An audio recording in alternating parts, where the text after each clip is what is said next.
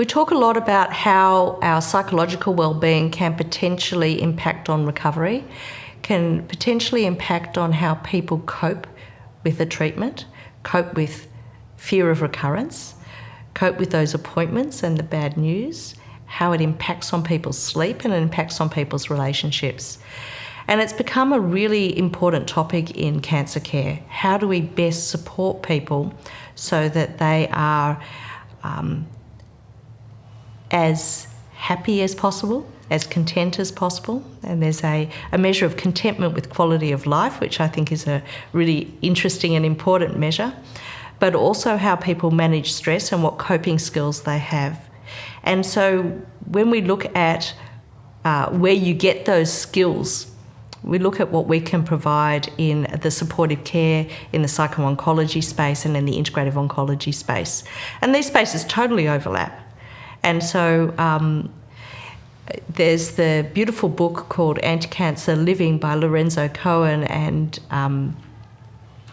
his partner Alison Jeffries on, he's the head of MD Anderson, he's a psychologist and looks at the importance of stress management and reducing distress and improving our ability to engage in the world and form loving relationships, and how important that is on reducing, perhaps reducing cancer recurrence, but encouraging and engaging in people so they can live really well with and after a cancer diagnosis. So I can't say enough about the importance of managing stress, improving people's mood and addressing it proactively.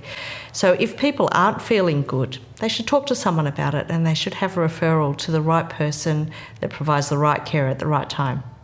Not everybody with a cancer diagnosis will live forever. And in fact, not everybody lives forever. I haven't met many people that have. But it's working out how we can best support people from the time of diagnosis, and particularly the diagnosis with stage 4 disease or people who have got recurrent disease and metastatic disease. How do services and practitioners support you so that your everyday can be as good as possible? And so often people will hear the term palliative care and feel very nervous about it. I use the term supportive care.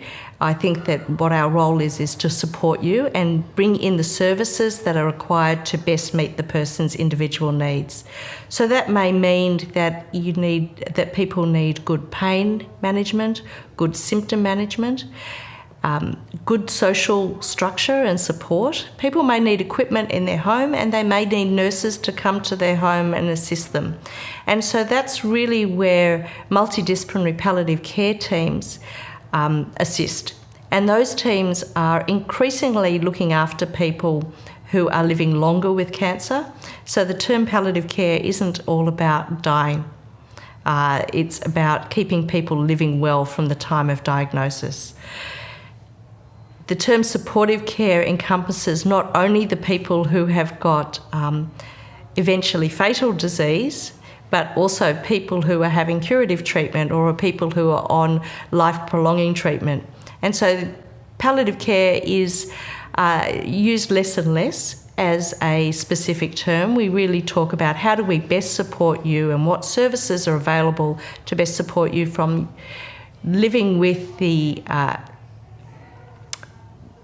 impact advanced cancer may have on your sense of well-being and on your family and on and your ongoing complex needs.